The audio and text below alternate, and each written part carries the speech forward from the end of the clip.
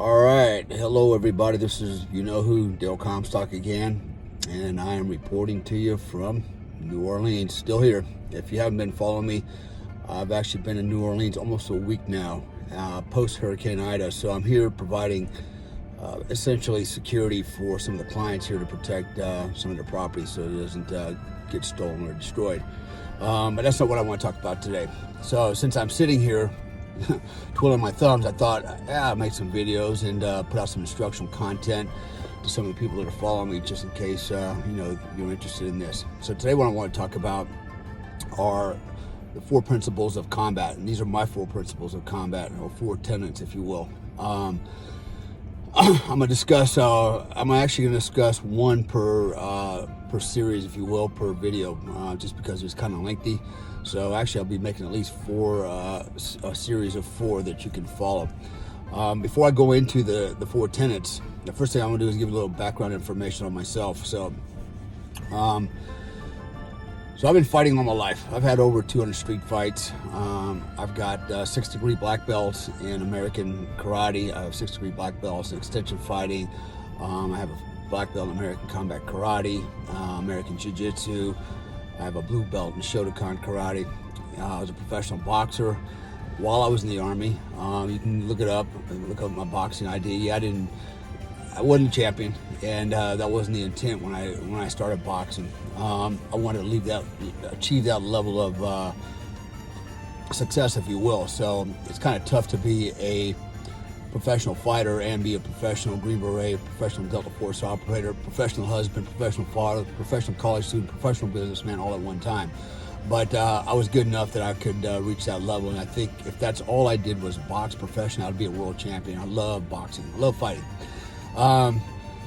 So I actually fought the first MMA fight called Vale Tudo, which is Portuguese for anything goes, in 1996 in Richmond, Virginia. And this was just when the UFC was starting to become popular. In fact, some of my training was with Hoist and Orion Gracie. I went to their academy. I went to their grapple instructor certification course. I trained with Max Coates, Bart Vale, Shoot Fighters, Jim Smokey West. I can go on and on. I've boxed with the Fort Bragg boxing team. So I've been there, I've done it. Fought a lot of tough man contests. I won the Adore Limited Tough Man contest. The same one that made Mr. T famous. I won that one in I believe it was 1996. Won Bad Man contest. Anyways, so the bottom line is that I've done a lot of fighting. I like fighting. I'm pretty good at it, and but I've learned a lot from it as well. So so what I want to share is some of these tenets, like I said a minute ago, 4 tenets of combat. And it's not just street fighting. It's whether it's fighting with a weapon, firearm, with a knife, linear objects, with your hands, it doesn't matter. These tenets apply across the board. So with that said, I'll start with the first tenet. The first tenet is speed. And when I say speed, that means do unto others before they can do it unto you. Be fast, be first. If you're gonna fight, okay, let's just take a hypothetical situation where you're gonna get in a bar fight. Okay, you can name any fight scenario you want, right? Get in a road rage incident, a traffic light, guy gets out, you get out, and so this might go sideways. All right, first thing you got to think about is, how far do you let this other guy go before you fight first, right? So I'm gonna tell you what I'm gonna do. I'm gonna hit you first. If I think the fight's gonna go into a fight, the situation's gonna devolve into a fight, I know it's gonna go there, I'm not gonna wait for my opponent to hit me. I've seen 2 men die with a headshot. Punch the head, down, out, over. It's real easy to do. You knock a guy out and he falls, and he hits his head on a bar stool, on a curb, on the asphalt, doesn't matter. You can do some serious brain damage and you can kill a guy. All right. Sometimes it's not immediate. Sometimes it's, the guy will, start hemorrhaging and 2, 3, 4, 5, 6, 8 hours later, he'll pass away. That could be you, right? So are you going to let a guy punch you first before you defend yourself? I would say don't do that. If you know the guy's coming at you, right? So understand there's assault and battery. So assault doesn't mean the guy had to hit you. It means his actions the way he's presenting himself, moving forward in a threatening manner, that's considered assault. Battery is if he's actually putting his hands on you. So you don't actually have to let it go to the battery phase. You can just right there at the assault phase draw the line and say, that's it. You know, I'm going to guns with, or going to fists, and shoot back before it even starts. So, you know, if you're going to hit the guy, do it fast. And I would recommend, if you're going to do it, set it up. So I have some strategies that I like to employ. Sometimes, especially if it's a bigger guy, I'll just slap the dog shit out of him, right? You could argue, why did you punch him? Because if I don't get a good punch, or maybe I don't take him out the first punch, and then I could, you know, cause more complications for myself. I like to, you know, it's almost, okay, maybe it's just a little, what's the word I'm looking for? You know, maybe I'm just being a little nasty when I hit smack a guy, but what I'm trying to do is get him enraged. I want to piss him off. And what happens is when you smack a guy real hard, first of all, he's very disconcerted. He can't even believe you smacked him. It's loud. You know, if people around to hear it, you know, some people will giggle and laugh. It's embarrassing.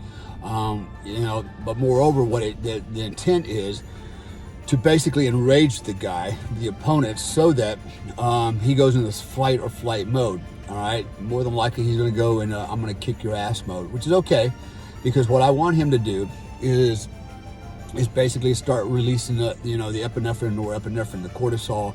I want him to get that tunnel vision. I want all those you know, those signs, symptoms, you know, all those things that happen in fight or flight. I want them to set in, and I want him to hit me as hard as he can. And in boxing, we have a philosophy: if it feels strong, it's wrong. So the harder you try to punch a guy, the less power you generate. And there's a reason for that, because if I'm going to really try to hit you hard, what's happening is all my muscles are tensing up, right? So my antagonist muscles required to pull my punch back are already being worked. They're already employed, and they're working against my muscles that I'm using to extend the punch. So it's counterproductive, right? So it feels like it's strong, like I'm going to knock your head off, but actually I'm not delivering a whole lot of energy. And the harder you try to punch a guy in the head with a power punch, the less likely you are to knock him out. However, a body shot, that's a different story. If you want to break a guy's ribs and you want to take him out of the body shot, definitely deliver a lot of power. There to the body, strong is not wrong. Go ahead and put all your weight behind it. Body shots work. But to the head, the goal is to get the coup counter coup effect, right? What does that mean? It's a medical term. It means your brain sloshing around inside your head, bouncing off the inside of your skull, right? Coup bounces off one side, counter coup, it ricochets and bounces off the other side. But either way, it's a bad thing, right? It causes bruising, bleeding, and unconscious. It could not, and it would cause unconsciousness and death. So what I want to do is, the only way to affect that, the harder I try to hit a guy with that strong versus wrong mentality, is all I'm really doing is pushing his head, okay? I'm not really snapping his head. What I want to do is snap his head like a whip and spin it so everything's sloshing around in there. And the best way to do that is throw very light but fast punches. And what do I mean by that? Your hands shouldn't be tight, okay? Or your fist shouldn't be tight. They should be actually loose but closed. Right on the last 2 inches of your delivery is when you actually squeeze your fist closed and you roll the punch over, right? So there's a technique to this. I'm rolling the punch over, locking the elbow out, rolling the shoulder up, building a defense into my offensive technique, and I'm striking with the first two knuckles. And if you can imagine, and you can probably see this, if I took a straight line, it would run between my two knuckles all the way down my arm. So it's like I'm hitting you with a jousting pole. I'm delivering all my energy. If I hit you with these three knuckles on the side here, what happens is my wrist is somewhat slanted, and there's a very good chance I'm gonna roll my wrist and break it, okay? I wanna roll the fist over, so I'll lock my elbow out, so I'm delivering all my energy forward. If I hit you with a bent elbow, what I'm gonna get is kind of a shock absorber effect. I'm gonna lose energy going out the side. So that's some technical stuff, but that's not what I'm here to really talk about. What I'm really talking about is, you know, get that punch out there as fast as you can, and like a whip. It's gonna whip before you bring it back, okay? Don't focus on how fast can I get it back. Focus on how fast can I get it out there. Like a whip, let it make contact, and that's when you knock a guy out. Again, another terminology we use, you know, in boxing, speed kills. The faster the punch, the more powerful it's gonna be. Speed is power, okay? Speed is power. So, you have to be relaxed when you're throwing your punches, whether it's a jab or whether it's your right hand, doesn't matter. So, speed kills, all right? It's the first tenet of combat. Be fast, be furious, but also be cunning, man. Set the technique up. How do I set it up? Sometimes I slap a guy, get him enraged. I want him to come at me hard, because even when he's swinging, he's all tensed up, he's usually going to leave himself open. He's not going to have the same speed I have to come up up the middle on him. Sometimes I'll pour a drink in a guy's face, or I'll spit in his face. Okay, I'll do anything to make him go, whoa, make him for a moment, even if it's a tenth of a second, to kind of assess what just happened. And while he's going through that phase, which by the way is called the OODA loop, while he's in my OODA loop, I'm already beating his ass, okay? So what is OODA loop? Observe, orient, decide, and act. Observe, orient, decide, and act, okay? And what does that mean? First of all, when you observe, it's like, what is going on, okay? What the hell is going on right now, okay? Observe. I see, okay, the guy just spilled a drink in my face, okay? Orient is really to analyze. Okay, at this point, the guy threw a drink in my face. Why did he do that?